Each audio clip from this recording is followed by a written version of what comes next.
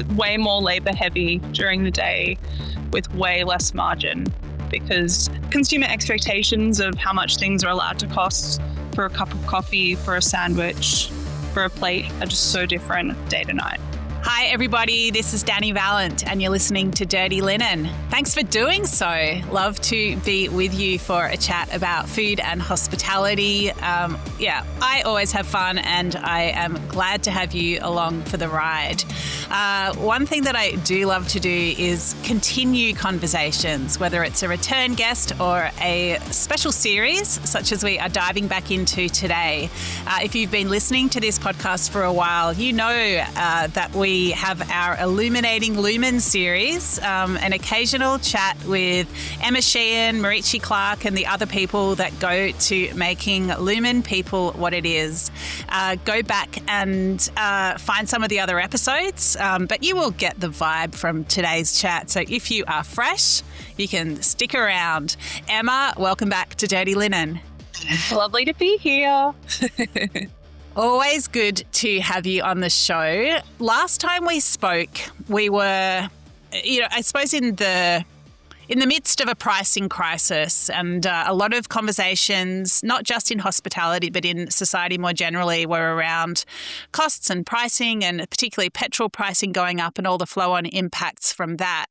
When we talked about it, I feel like you were pretty sanguine, like not panicky, just watching, looking, thinking, but not perhaps as reactive as you might have been a few years earlier, when you were very much at the beginning of your cafe ownership journey. Tell us how that was from your perspective and how it's played out in the, 6 weeks or so since we last chatted. Yeah, I guess surprisingly, I haven't thought about it that much since we last spoke. After our conversation, I sort of came to realize that we already paid freight for a lot of the things that we supply a lot of the things that we purchase or access. Like we already pay a lot of our farmers for freight. It was already sort of built in as an additional cost. They're driving a few hours from their farms. A lot of our other sort of milk, coffee, other things that we purchased already had possibly a fair margin on their end, so they haven't added freight. So things have actually stayed relatively stable within our supply chain. Things haven't moved around too much. There's been a few little $5 surcharges here and there for freight, but nothing that is breaking us so far. Yeah, so it's actually been pretty good. But I would say speaking within my community and to a lot of our friends, maybe that's not a normal story. I think a lot of other businesses and folks have had some pretty crazy increases, but maybe the short supply chain has acted in our favor. That's so interesting and very heartening for the way that you do things. And I suppose it shows one of the reasons that you're doing that, doesn't it?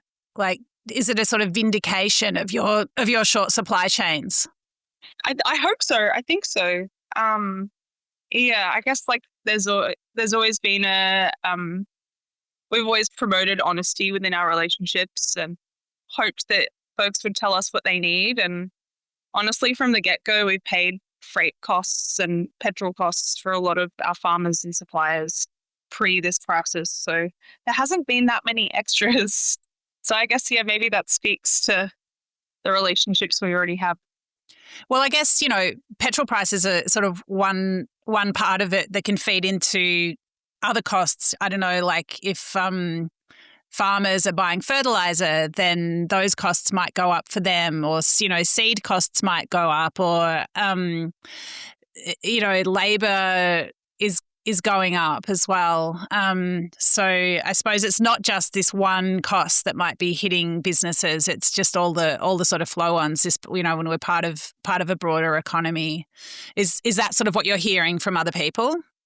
Yeah, I'd be curious to see how it looks in 3 to 6 months' time, because I feel like a lot of those direct supplier costs maybe take a little while for like busy independent people to even get their head around. Like having time to look at your profitability every week is like a luxury. Having time to talk to your bookkeeper, they're all like extra add-ons that a lot of independent growers, makers, even like our restaurant, we don't have a lot of time to do those things. We prioritize them, but it's not our reason for being here. So I would love to see if there are more increases in 3 to 6 months' time within our supply chain, maybe once the people that we work with have realized, those other sort of direct costs, whether it's like seed, whether it's electricity increases, whether it's other like indirect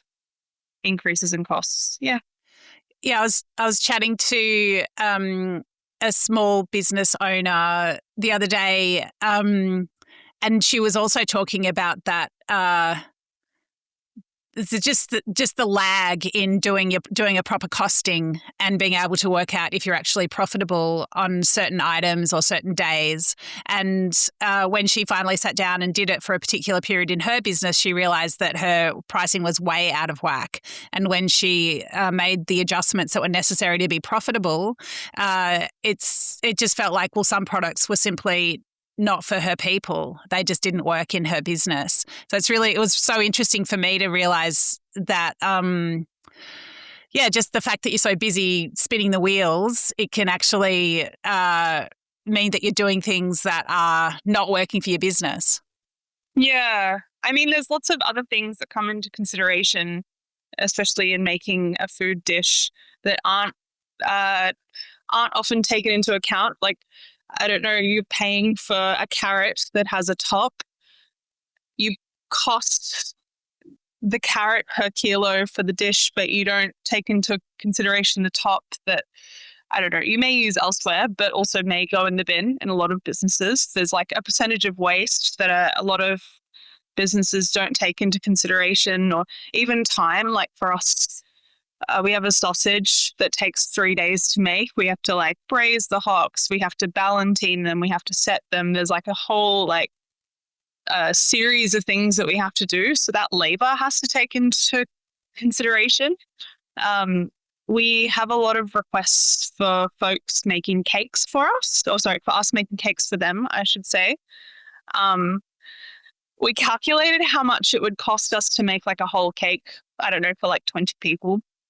And sell it and not lose money. And it's like $200 to make a cake.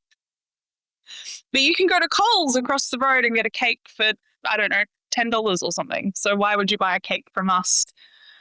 But it takes days to make a cake. So, and it's all butter. Butter is expensive. So I relate to that sentiment of, knowing your true costs and how a ballpark average can be really far from the truth when it comes down to it. Yeah. I don't know if it's my algorithm or if it's just a common thing, but I often seem to see Instagram posts from bakers or, specialty cake operators who are always having to have tricky pricing conversations with their customers. And it is that those conversations do seem to, but I could buy it down the road for X. And it's like, yes, but this is what you're getting. There's all those hidden costs that I guess artificially low prices or low prices that have to do with a lot of decisions made along a particular supply chain artificially compress prices and make it hard for independent businesses to charge what they need to charge for them to be able to keep doing it. But it's just seems like there's sometimes those conversations become really quite anguished, I suppose, especially when customers are stretched as well. And I guess cakes are such an emotional thing too, where perhaps you're thinking about it for a special occasion and you want it to be memorable, but you don't want to spend like that week's rent on it. A lot of considerations to balance. Absolutely, yeah. But we live in a time like no other where we can't not just do things for free, but we can't do things for a loss. Unfortunately, there's less left over for us to do things at a loss. It's an interesting time. Emma, you and I spoke for a story I've written recently about cafes that are turning themselves into wine bars or little restaurants in the evenings, and that was it's been a really fun story to work on. It was prompted by Common Folk in Frankston, which is a new but dynamic suburb-changing business, and when they opened with a liquor license, it was certainly their plan to start doing nights when they could, and they've recently opened for 2 nights a week, and it's really, locals are loving it. But I was thinking, who else could I talk to for this story? So I spoke to Matilda in Mont Albert, which is a beautiful suburban cafe in a really hidden away pocket, and the customers there have long been pleading with owner Jacinta to open in the evenings, and so she's done so. And then there's quite a few cafes doing it, but I definitely wanted to talk to you because nights have always been part of the Lumen model, although you didn't always manage to keep them going in North Melbourne, where your first location. But tell me about the sort of day-night paradigm from your perspective. Yeah, I guess there's a lot of differences between how we operate our daytime cafe service and how we operate wine bar service. First and foremost, we really see wine bar service as an opportunity for us to really connect with people and flair restaurant style full service, table service. During the day we do our best, but given the cadence of how people behave during the day, it can be a little hard. Folks don't really necessarily see us during the day all the time as a place to sit and stay and dine. Maybe we're sort of a little more a part of a dynamic, quick lunch or an in and out situation or a takeaway coffee. So, for dinner, we really see excitement and opportunity to have folks choose us as their plan for the night and come in and spend time with us. But there's a huge, we were talking, and Marit and I would say before I talk about what we were talking about previously, Marit and I, when we were conceiving what Lumen would be, we took a lot of inspiration from dinner hospitality, from that feeling of welcome, from that feeling of being storytellers, and that sort of guided us through how we built it from scratch, really. We went to quite a few venues in Hobart and in Sydney and in Brisbane, and we tried to take inspiration from venues not in Melbourne and really champion a sense of community and belonging. And I feel dinner is a great place to do that. People choose us, and it's where their destination is for the evening a lot of the time. What are some of the differences in the way that you staff day and night? What are some of the different, I guess, calls upon a staff member when it's more coffee or when it's more wine? How does that change? Well, the pace is incredibly fast during the day. I liken it to playing a game of tennis. You're just constantly moving, reacting, responding. The labor around operating daytime service is so much higher, so much more involved and intense. It takes a minute and a half to 2 minutes to make one coffee end to end. Whether you're grinding the coffee, preparing a filter, steaming milk, pouring a beverage, it's very labor, time, concentration, energy consuming to make coffee the way that we do. And compared to pouring a glass of wine, you open the top, you taste it, make sure it isn't faulty, and you pour it. It's 25 seconds. And everyone at the table might drink the same wine. So you might be able to just compound that 5 seconds on top of each other. So the energy, the time, the amount of people that you need to take care of a section, it's just really different. Yeah. It's way more labor heavy during the day with way less margin because our consumer expectations of how much things are allowed to cost for a cup of coffee, for a sandwich, for a plate are just so different day to night. Yeah. So give us a sense of the different margins. I guess like we like work towards a goal of like 30% during the day. It can go over, but we try to keep it under. And I think we're already considered really expensive within our market, which like I've sat with for a long time, and like I'm okay with that. Because we do everything ourselves, we do everything from scratch. There's a lot of labor. Our team are really experienced. They've committed their whole careers to like being good at what they do. Yeah, like compared to like dinner time where things can be like 20 to 25% really easily. A glass of wine is allowed to cost what it's allowed to cost. A cocktail is allowed to cost what it's allowed to cost. People are like happy to buy multiple plates at the price that we advertise, and show gratitude and enjoy and give us feedback. So the energy is really different daytime to nighttime. Yeah. And the profitability is really different nighttime to daytime. So just thinking this is something I've had to learn because I'm not a business person, but just when you talk about margins, can you just explain to a Martian landing from another planet what that means? Yeah. So if you think about a pie, the whole pie being 100%, 10% immediately goes to the ATO. Like before we even discuss anything, 10% is going to the government. 30 to 40% of that is going to our staff, our team that are working.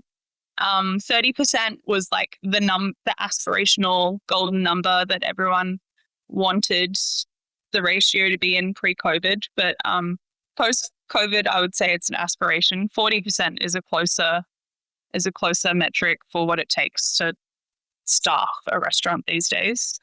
So yeah, you've got 10% for the government, 40% for your labor. So you're already at 50% of your dish or your pie.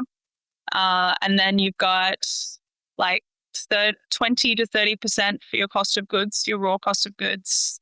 And then that leaves you with like 10 to 20% if everything goes well for your like operational expenses and profit, hopefully.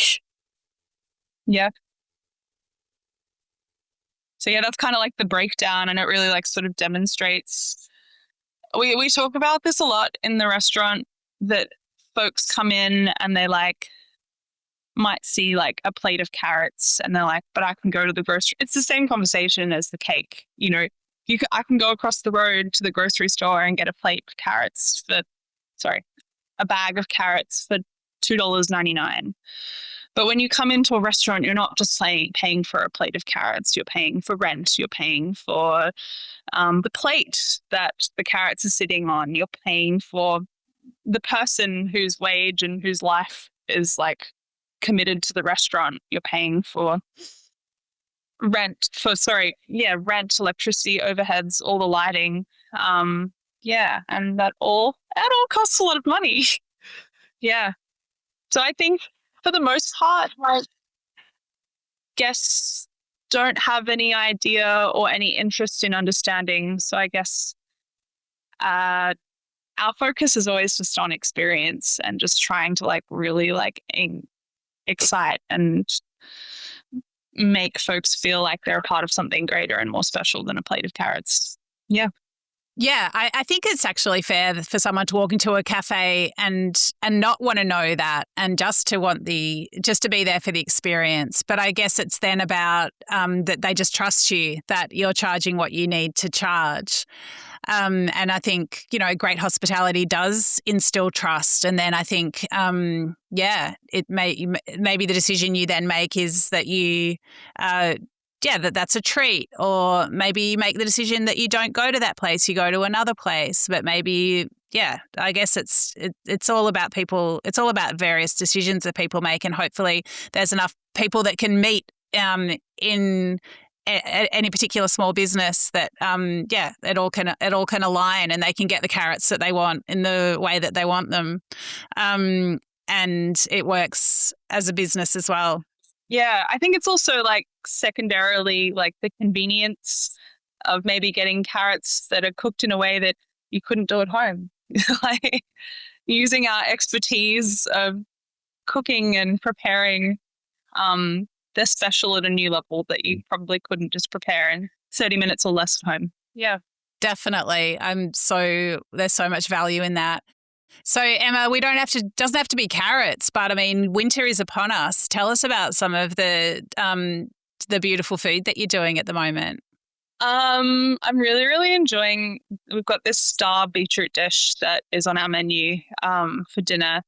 The beetroots are from Days Walk Farm. They're a little farm out in Keilor that a really lovely gentleman called Paul owns and operates. The beetroots are like as big as my head. They're so big. Like they're massive. They take when they arrive from the farm, we roast them like in multiple ways for like what seems like 8 hours, just to like really like caramelize them, break them down, make them like really like sticky and sweet, and remove that sort of like dirt character that can exist in beetroots. They're so sweet, they're so beautiful by the time we finish cooking them.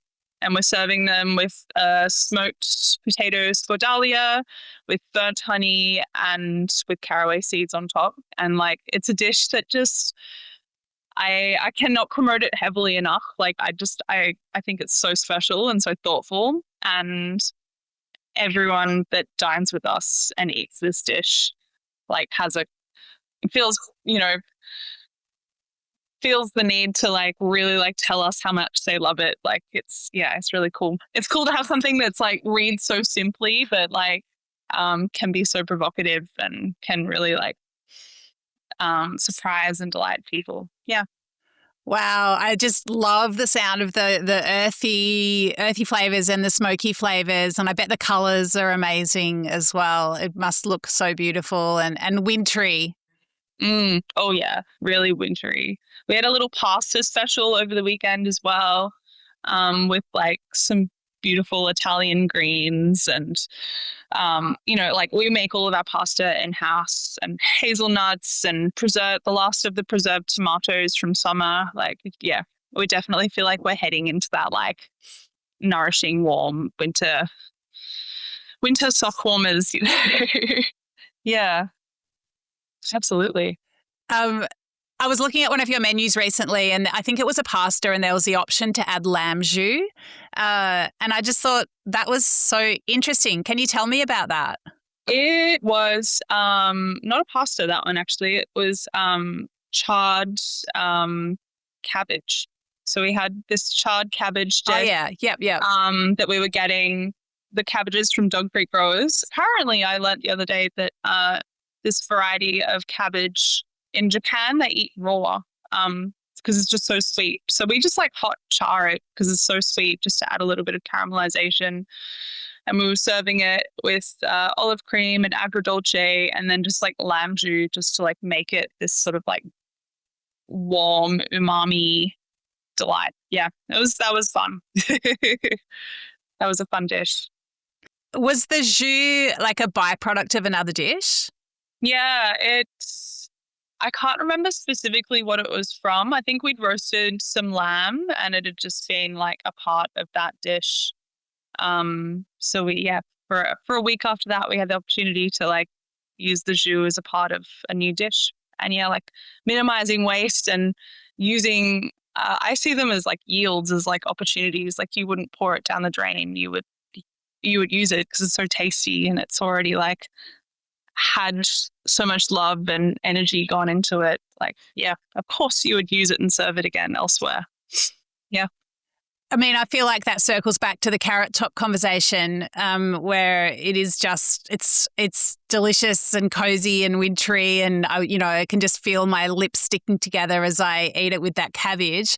But it's also smart business. Like, as you say, why would you put it down the drain? Do you find that you or your chefs are looking for those opportunities more and more? All the time, absolutely all the time. Like I've noticed they've been like pickling like the tops of scapes and that sort of stuff, just to use for the future. We like pickle, preserve, freeze, macerate, all sorts of things all the time, and not necessarily with an immediate plan. Like it's just kind of nice to have things up your sleeve for the future. It's also lovely when folks, guests come in and they have dietaries that don't necessarily fit our menu to have like a dry store or like a fridge full of like things that we can draw on. Just like creates a bigger library of opportunity. Yeah. I love that. And let's talk about like how you've settled into the community there in Johnson Street, Fitzroy. Tell me how embedded you're feeling. What are some of the relationships that you're building with locals? Yeah, I mean, it's been 8, 9 months now, but honestly, it like feels like a lifetime. It's funny how when you do things, like we're open every day. So whether Marisha or I are like working a shift there, we're in the shop every day. It's like it's our whole life. It's a big part of our lives. And yeah, like our neighbors on both sides are like such sweethearts, and we chat with them on the curb or make them coffees or um, have very regular interactions with them. The girls next door to us, they have a clothing boutique called PDA Store. They've like started like providing us with like shirts for our uniforms, and they like have it's like a consignment-y store. I'm not really like doing them justice in this pitch, but they source like beautiful secondhand clothing and vintage clothing from Australia and parts of Europe. They go on like sourcing trips and source things, and then you can book an appointment with them, and they'll like find clothing in their library in their store that's your size and like dress you, and they like get little copies from us and like host these people that have the appointments and dress them and have nice coffee and tea and biscuits ready for them. So it's like kind of lovely to collaborate with them in a very minor way to like create their little experiences that are next door to us. Yeah, there's so many hospitality people that either like live in Fitzroy or work in Fitzroy. So I feel like every second person that we like see, we're like asking them how their lives are going and their work. Yeah, we have a very, very high percentage of hospitality guests, which is like exciting and a challenge. Like you're always on show one way or another. So yeah, it's like lovely to take care of our own community every day. But also as time, every week that passes, like more people find us. Social media has such a high power. So I guess as time is progressing and folks are sharing their experiences with us, more people find us. So yeah, we're still welcoming new people in every day. So we're still, I will honestly say probably for years we will still be in this like discovery phase where people are finding us for the first time. So yeah, every day we treat everyone as if they're familiar, but as if it may be their first time. Yeah. It sounds so rich and beautiful. Yeah, like what are you loving about owning Lumen at the moment? I think I'm loving how like committed our team is. Our team are like such wonderful, wonderful professionals. They're also just like lovely humans, and like getting to like a new level of like knowing them and understanding them and empowering them to be great, but just also just like getting to know them as people is like really special. We've grown our team a little bit since we last spoke. I think when we last spoke, I said we were in a hiring phase. We're now like these hires have now started. So we're in like a fun phase. I'm really like focused on trying to like build a psychologically safe workplace as well, like one that's sort of like encourages like positive mental health. I've been speaking a lot to my friend Sebastian Hassanetti. He lives across the road from us, and He's a hospitality professional that is studying mental health care, and like he sends me little podcasts to listen to, and sends me a lot of his contacts and opportunities for my learning and growth. But I see like no time like the present to like build out a workplace that not only takes care of our guests, but takes care of our people, takes care of our staff. And yeah, I think the thing that I've like really struggled with as an employee in the past is, how to take care of myself, how to be balanced, how to have hobbies, how to take holidays. So yeah, we're trying to build something that takes care of people for the long term and doesn't destroy them. And I wouldn't say we're doing that perfectly. I think like being self-aware is like the first step. There's a lot of work to do. Like, not that anything has gone wrong. Like nothing has gone wrong within our workplace. It's just like something I want to be really excellent at. I love that. Well, in our next chat, Emma, let's really dig into that more because, it's so important, and it will ensure that you're a leader in this space as well. I think so many people in hospitality are wanting to be great employers. They're also wanting to work in great places where they can, develop as humans and feel that sense of trust that allows them to expand their horizons. And it's just love to hear you say that. Let's make that a major topic of our next chat. As always, so good. Yeah, earmarked. Always so great to have you on. Happy winter cooking, feeding, we'll talk again soon. Thanks for your time. Thanks for listening. Yeah. This is Dirty Linen. I'm Dani Valent. We bring you untold stories from the food world. Real, raw, unafraid, hopeful.